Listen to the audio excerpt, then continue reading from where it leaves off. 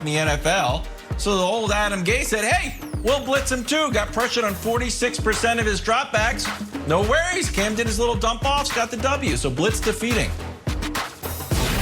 There's a big screen pass on to Cleveland, where reinforcements are on the way for Baker and that Browns offense. Running back Nick Chubb set to come off IR after missing the last 4 games with a knee injury. Brandon, Nick Chubb returning to the 5-3 Browns is blank. Much needed. They had their worst 4 weeks running the ball with this guy gone. And this is the recipe for their success, is running the ball and play action. So to get this team, well, this team is actually playing okay, but to keep this team on track and to continue to get better and make a run towards the end, they need him running the ball really well so they can set up the play action and get Baker Mayfield a little bit more comfortable in the passing game. I like that answer. I like this answer more. Nick Chubb returning to the 5-3 Browns is bad for my buddy Brandon. You know why? Play Houston this week. That's a W. We need Jameis here to eat him up. Play Philly the next week. Philly could win that game. Then you play Jacksonville. That's a worst-case scenario 2-1, potentially 3-0. And if they're sitting there at 7-4 or 8-3, I don't care how many commercials Baker Mayfield does, y'all are going to have to quote a wise man, put some respect on his name. Because I've been told just win games. Just win, baby. We're all Al Davis. So Nick Chubb, one of the most underrated running backs in football, a guy who almost won the rushing title last year over Derrick Henry, it's bad for my buddy Brandon. Okay. Your old buddy KW likes to be a uniter, not a divider. If I have an option, I don't go out and character assassinate anybody.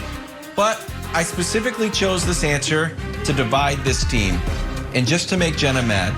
And then make Nick mad. Oh, no. So I'm really dividing here. I went with commercial free. I looked up how many commercials Nick Chubb has. He just has one McDonald's thing. So I watched the spot on iSpot, and he doesn't even in the commercial. It's just that it was a Browns commemorative cup, and they had to list him as one of the people in it for some sort of, because he was busy practicing. So Jenna, why doesn't Baker invite Nick Chubb to one of his commercials? No, so he can focus on football, Jenna. That's what should be happening. Or Baker can take a page Can I out of say something, Jenna, about the Baker commercials? I try to get people mad. He has this and I year, like him, by the way. He has one new commercial. It's a Hulu commercial that he isn't even in. It's a deep fake. That's the whole premise of it. He didn't have to show up. He didn't have to go to set. He didn't have to do anything. It's somebody skinnier than me, their body. Next to skinny Saquon Barkley. It's not even a real commercial. And you're blaming him for it. The insurance commercials he did 2 years ago. 2 years ago. No, they did a bunch of new stadium ones this year. The groceries, he drops his key this year. This year, covered the book club this year. I could name 10. Nick, he's done 10. The whole time you could have spent practicing, learning the playbook better. On to Dallas now, where Stephen Jones was asked again if first-year head coach Mike McCarthy will be back next season. His answer, absolutely unequivocal. So, Brandon, the Cowboys saying Mike McCarthy will be the head coach in 2021 is blank. Very Jones-like.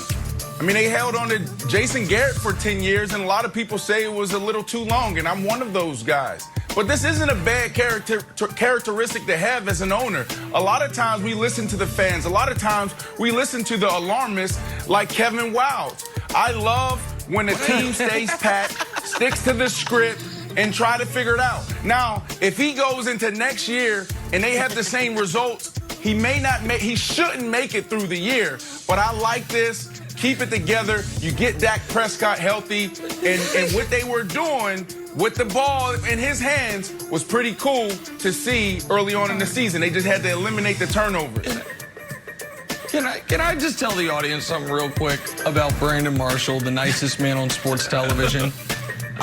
Brandon right now is in Florida. I'm in New York, yet I can read Brandon's mind.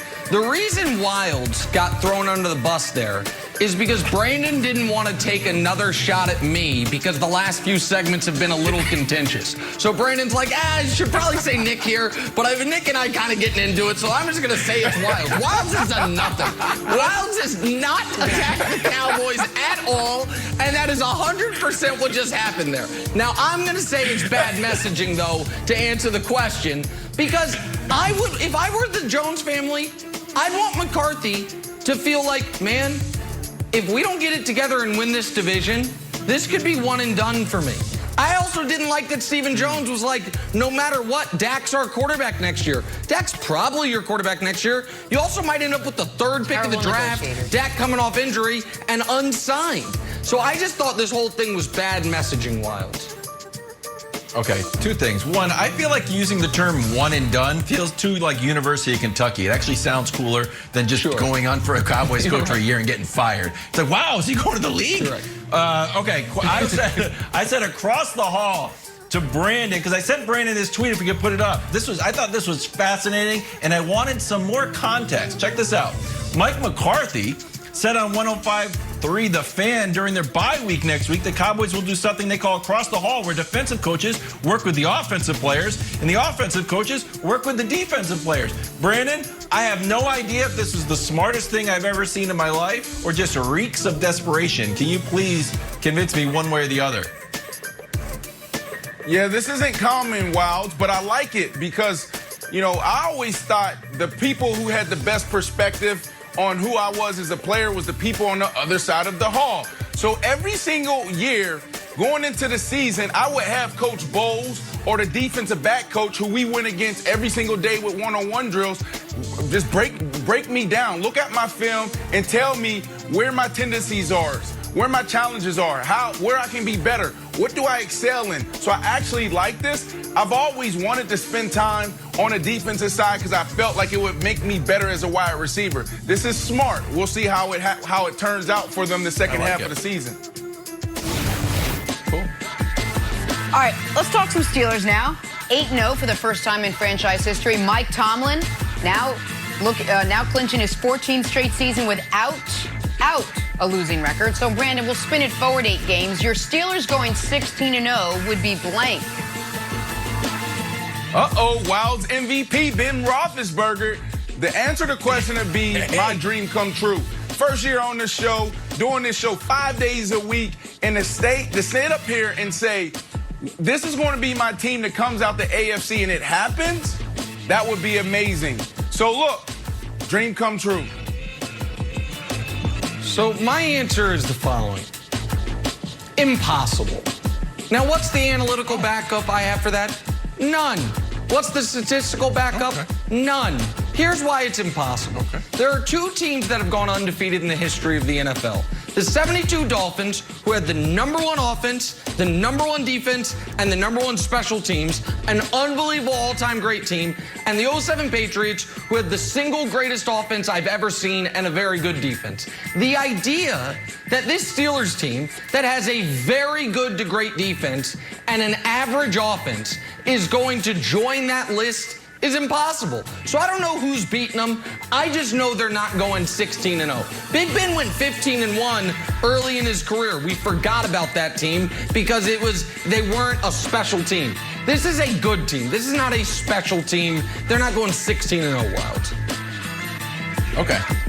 I wrote Fool's Gold because, as a fan of the Patriots, I wish we lost that final game against the Giants when we had to play them again in the Super Bowl. I'm like, I wish we just lost. You did lost lose the final game against the Giants. You did lose the final game against the Giants. Cut his mic. Cut his mic. Gosh darn it. That one burns me still. That's the only one I'm upset about. Randy doesn't get a ring. Brutal. Sorry, Wildes. I got to move on. Back to New York now. The winless Jets are still winless and yet still in the pole position for that #1 overall pick. Almost messed it all up and won the game last night. It's so on brand for them. Brandon, your Jets going 0-16 would be blank. Yeah, my Jets. Jenna, could it be light at the end of the tunnel? When you look at these quarterbacks that they've had since Joe Namath, Ken O'Brien, Vinny Testaverde, Richard Todd, Boomer Esiason out of his prime.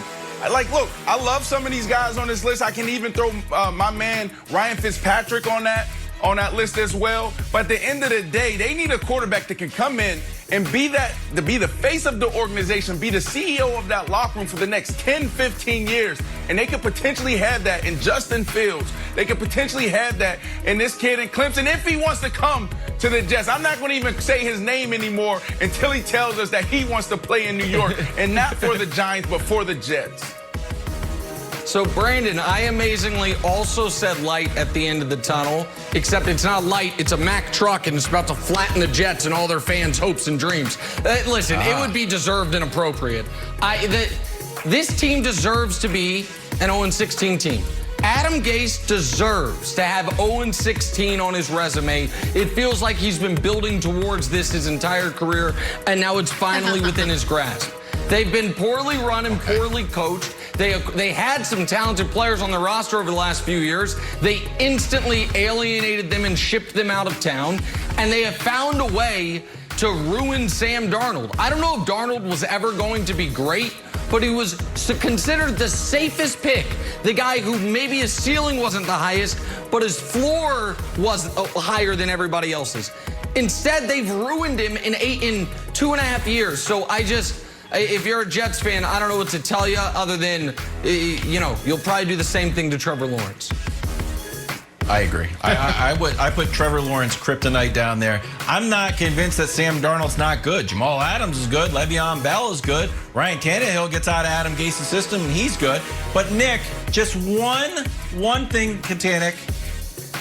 Nick has got a little bit of extra vitriol. A little bit of extra vitriol for Adam Gase. And you know why, America? If you were on Twitter last night, you saw a historic performance from Nick Wright, who, when the Jets were driving at the second half, Nick Wright gets on there. Let me take a shot at Adam Gase. What are they doing with Joe Flacco? Yeah. And then, boom, touchdown. It is the shortest half-life. It's like one of those flies that's like born and dies in like an hour. It was so small that your window of take relevancy. Correct. Was out. I predicted a Joe Flacco. Jenna, I predicted a Joe Flacco back-breaking interception in the first half. Instead, it was in the second half. I was a little early on it. I was just a little early on it. I knew it was coming. I knew the Flacco turnover was coming. He had it ready for us. I want to get your take on this Saints corner, Marshawn Lattimore, really enjoying locking down Mike Evans yesterday, retweeting